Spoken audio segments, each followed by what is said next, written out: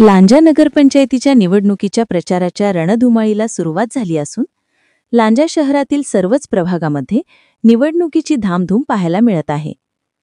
अपक्ष उमेदवार प्रियंका संजय यादव या देखील नगराध्यक्षपदाच्या निवडणुकीत रिंगणात उभ्या आहे। आज आपल्यासोबत आहेत प्रियंका संजय यादव, जे लांजा नगरपंचायत निवडणूक मध्ये नगराध्यक्षपदाचे अपक्ष उमेदवार आहेत। यांच्याशी बोलूया आणि जाणून घेऊया काय एजेंडा आहे जे घेऊन हे या निवडणुकीला सामोरे जाणार। लांजा खुबे नगरपंचायतीची निवडणूक लढवत असताना मी प्रियंका संजय यादव नगराध्यक्षासाठी उभी आहे। माझ्याबरोबर अपक्ष माझे 13 उमेदवार रिंगणात आहेत आणि त्यांचे मी नेतृत्व करत आहे आणि आमचा विकासाचा मुद्दा हेच आमचं लक्ष आहे। डेव्हलपमेंट, आता लांजात असे भरपूर काही प्रश्न आहे, पाणी म्हणा, रस्ते म्हणा किंवा घनकचरा प्रकल्प। तर तुम्ही जर निवडून आला तर एक नगराध्यक्षच्या दृष्टिकोनाने किंवा अँगलने तुम्ही कसं पाहतात लांजा डेव्हलपमेंटच्या अँगलने?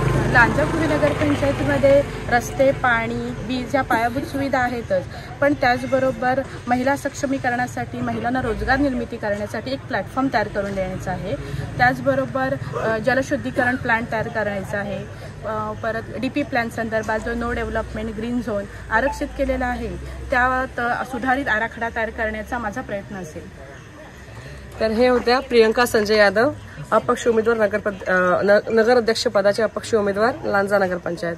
तर अशाच काही इंटरव्ह्यूज आम्ही घेऊन येणार आहोत आपल्या चॅनलवर। पाहत रहा कोकण लाईव्ह। आपण पाहत आहात कोकण लाईव्ह, प्रत्येक बातमी आपली।